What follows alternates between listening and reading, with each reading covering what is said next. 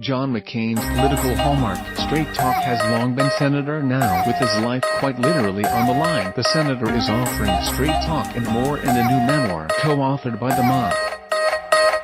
In our chit, we've been talking to John McCain returned to the U.S. Senate last July for a critical vote on a Republican plan to repeal the Affordable Care Act, and he was nearly moved to tears by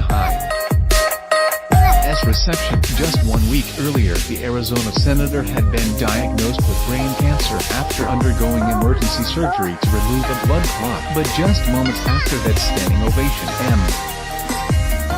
McCain, always the maverick, chastised colleagues in both parties with some of his renowned straight talk. Stop listening to the bombastic loudmouths on the radio and on the internet. We've been spinning our wheels on too many important issues because we keep trying to find a way to win without help from across the aisle. He said, to hell with them. He said, we're getting nothing done. My friends, we're getting nothing done. On July 27, 2017, turning his thumb down, Senator John McCain joined Republican Senators Murkowski of Alaska and Susan Collins of Maine and all Democrats in bloc against the Senate bill to repeal parts of the Affordable Care Act. C-SPAN Mark Salter, who has been writing speeches for McCain for 30 years, said McCain's words really resonated. Part of it,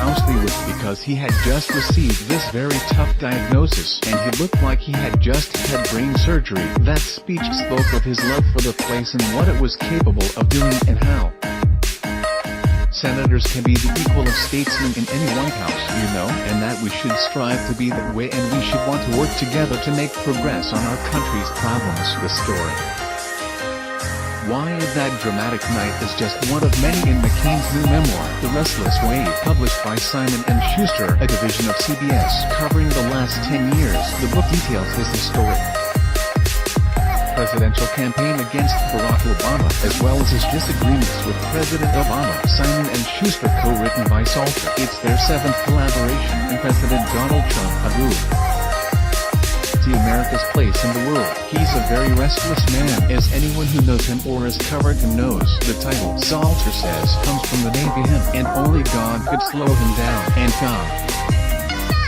sees why he thought that was an appropriate title, as McCain writes. And as he's heard in the book's audio edition, I don't know how much longer I'll be here. Maybe with the advances in oncology he'll find new treatments for my cancer that will extend my life. Maybe I'll have another 5 years. Reed asked, do you think this became a different book as a result of the diagnosis? Yes, it did, said Salter. Maybe I'll be gone before you hear this. He added, I don't really want to say it's a last testament, cause he's fighting hard on sticking around for a while. Much different. How so? Well, but he did want to tell Americans how much this country meant to him before he was gone, and how much he thinks this country means to the world. The book incorporates key themes from some of McCain's recent speeches, including one in Philadelphia last October at the National Constitution Center that many saw as a direct swipe at President Trump. McCain said, to fear the world we have.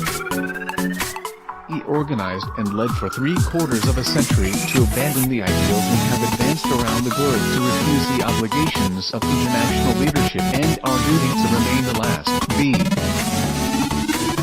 hope of earth, for the sake of some half-baked, spurious nationalism cooked up by people who would rather find scapegoats than solve problems, is as unpatriotic as an attachment to any other tired dogma of the past that Americans consign to the ash heap of history. Salter said he didn't want to turn this into a personal attack on Donald Trump, and I don't think it really is, but it does top He's strong exception with some of the president's views because they are in great contrast to his own. If John McCain could sit down and try to change Donald Trump's mind on one issue, on the importance of American leadership in the world, Salter replied, what would it be? Asked Reed. The world order that's existed for 75 years is worth maintaining. It has made us powerful and wealthy, and it has freed people from tyranny and poverty more so than at any other time in history. At the U.S., we have to fight against propaganda and crackpot conspiracy theories. Naval Academy on October 20, 2017.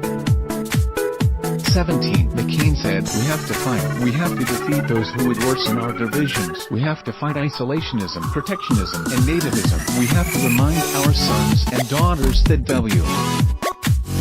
We became the most powerful nation on earth by tearing down walls, not building them." McCain also criticizes the way in which many Americans have walled themselves off from those who disagree with writing about his friendships with Hillary Clinton, Joe Biden and Ted Kennedy. He always seemed to have as many good friends on the Democratic side as on the Republican side. Reid said, "He does." That's really one of the main messages he wanted this book to convey to the American people. Don't assume that if someone votes differently than you, that they don't deserve your respect, or your time. Salter said. In fact, one of the book's most stunning revelation has to do with one of McCain's closest friends from across the aisle expressing regret at not having chosen Senator Joe Lieberman, a Democrat who then became an independent, as his running mate. "He does," said Salter. "He does not say, though, as has been interpreted, that he regrets choosing Sarah Palin. That was my foe." Follow-up question: how can he regret not choosing Joe Lieberman but not regret choosing her? Because he was persuaded not to pick Joe Lieberman. You know, it leaked out that we were considering it. The advice of the staff, among them me, saying, "You can't do it," but after he made the decision, he never regretted it. He regrets listening to us, I think, laughed Salter, and in the book, he defends her, and he's never uttered a word in private or public of criticism of her. Does he sometimes worry that there might have been a direct line from Sarah Palin to Donald Trump? Asked I've never heard him express that. Last month, McCain underwent another surgery, this one to treat an infection while his cancer is terminal. The 81-year-old war hero is still fighting, and says he doesn't feel cheated, he feels blessed. "A fight not joined is a fight not enjoyed, and I wouldn't mind another scrap or two before I'm a memory. So be it, and maybe I will. Who knows, maybe I'll get another round. I've lived in this wondrous land for most of 8 decades, and I've had enough good fights and good company in her service to satisfy even my restless nature. Who am I to complain, my friends? I'm the luckiest man on earth." 32 photos. John McCain, a Republican senator and nominee for president's public career, has encompassed exemplary military service and dramatic polling.